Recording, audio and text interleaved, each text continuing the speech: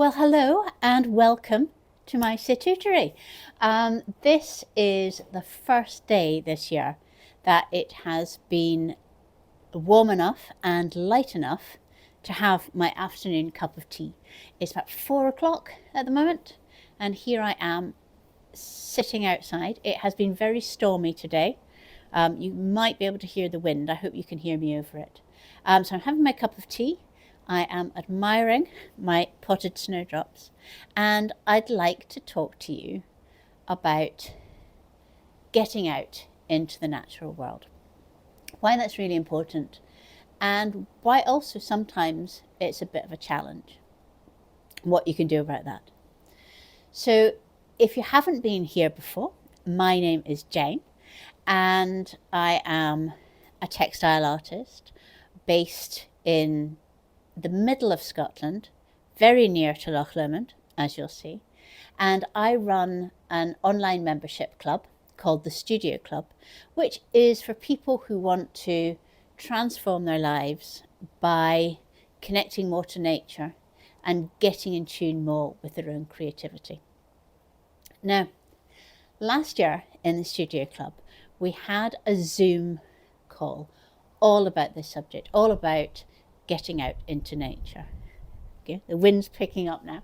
And everybody on that call really lived pretty near a beautiful bit of landscape or a gorgeous city park or National Trust property or whatever. And yet everybody said that they didn't go there quite as much as they would like. And this got me thinking about why that is. Why, when we realise it's so important, do we not quite get out there? And partly, I think it is that when something is a trip, often build up lots and lots of things around it, that it has to be perfect, it has to be really nice weather, it's going to take an hour or 2 hours or maybe the whole day to do it justice, and then that just means we don't do it at all. And I think we do this as sort of like a human nature thing with lots of things, so say you're wanting to bake bread, and we get obsessed with the types of flour and the amount of water and those funny little patterns that you cut in the top of your loaf, and it looks all amazing, instead of just thinking, well, it's flour, salt, water, it's a loaf of bread, it's going to be wonderful if I actually do it. And there's so many things like that. If you want to take up meditation, and I'm a bit like this at the moment, because I wanted to take up meditation in a more sustained way, and I was finding myself looking at sitting positions and mantras and doing all of this background reading, instead of thinking, all I need to do is sit and focus on my breath. That's it. So I think that we do tend to build things up, and that means that we don't actually do them. All know that being out in the natural world is really good for us. We can sense that, you know it. But there are also lots of scientists who are busy evaluating it with double-blind tests and lots of evidence-backed research. And they have found that even 10 minutes outside 3 times a week makes a massive difference to well-being, gets rid of anxiety and that whole kind of feeling of life just being a bit too much. And the interesting thing, because so many of these experiments have been done in very controlled circumstances, is that if you can't get actually outside, watching something on a screen that is a little bit like the observations that you would make if you personally went on a walk. So some distance things, some very close up detailed things. That is almost as good as actually going outside. You've only got two senses because you've only got your sight and your hearing. So obviously having all five senses involved is better. But it's surprising how little there actually is in it. So for the second half of this video, I'm taking my camera out to Loch Lomond, and I'll give you that kind of experience, you know, the details and the loch, and it's just a beautiful place to be. So I hope that you'll enjoy that. And as we go around, I will explain some of the science behind why this is just so good for us and why we should fit it into our lives.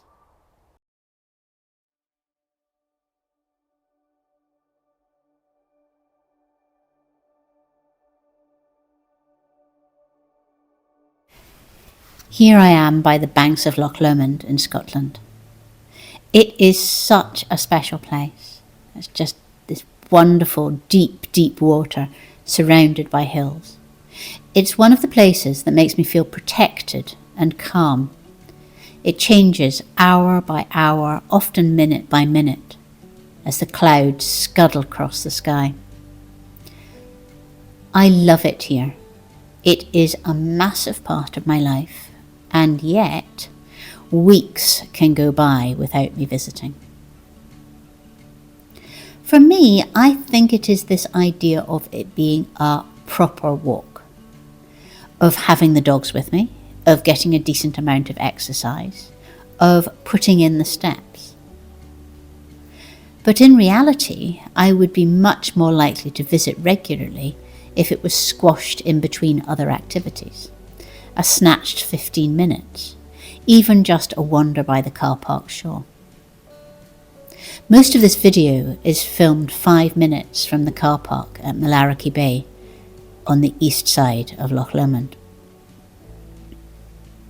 Because what really matters for me isn't actually the exercise, though I'm sure that would be very good for me, but it is the paying attention. It is the noticing the changes season to season, week to week, day to day. It is really seeing the quality of the moss and the lichen that builds up on the tree trunks. Noticing the way that the light changes on the water, the way that the snow-topped hills fade into the clouds. And it is this noticing that helps my mind, that relaxes me, that reduces anxiety and helps me maintain my energy. I think that this power might be related to the concept of soft fascination. Now, soft fascination is a state that we enter when our attention is engaged in things that gently change. This is usually things in the natural world, like waves on a shore, the setting sun, leaves trembling in the breeze, things that hold our attention because they move, but don't need our brains to process lots of information. It's a drifting, a slowness that we're drawn to. We know that it is good for us. It's why we sit on a beach watching waves as the sun goes down. It's why we lie in the grass and watch the clouds moving overhead. And this idea of soft fascination is a thing that's particularly welcome in our busy worlds, I think. An antidote to always being on. And it's now actually being used in something that's called attention restoration theory, helping people with ADHD to regulate their attention. And if you think back to last week's video, where I mentioned regulating the nervous system and the need to have lots of rest and digest activities rather than fight or flight activities. Well, if you are poised to flee from a tiger, in our sort of like tiger fleeing analysis, if you are poised to flee from a tiger, you aren't likely to be sitting around watching the sunset. So therefore, that puts it into the good category of rest and digest. To make the most of the time that you do have in nature, whether it is in a national park, like Loch Lomond here, or in a municipal park with swings and squirrels, first, switch off your headphones. You need to be immersed in the actual natural world. You don't want any podcasts or music interfering with it. Then slow down your walking, if you're walking, or ideally stop or sit. Let your eyes relax their gaze and just take it all in. And breathe. This only takes 10 minutes to work. This has been scientifically proven. And if you can't get out in nature, then spend a few minutes watching something full screen, something about the natural world. Whatever you do, don't choose those documentaries that are full of anthropomorphized animals facing peril, as that will simply activate your fight or flight response in sympathy with the zebra or gazelle. Instead, you need to look for something that is much more like B-roll in videos. Soft, gently moving, with no need for your brain to engage in busyness at all.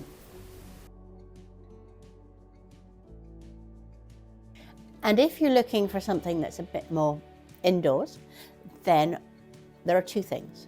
Firstly, open fires. For millennia, people have been relaxing their eyes, looking at flickering flames.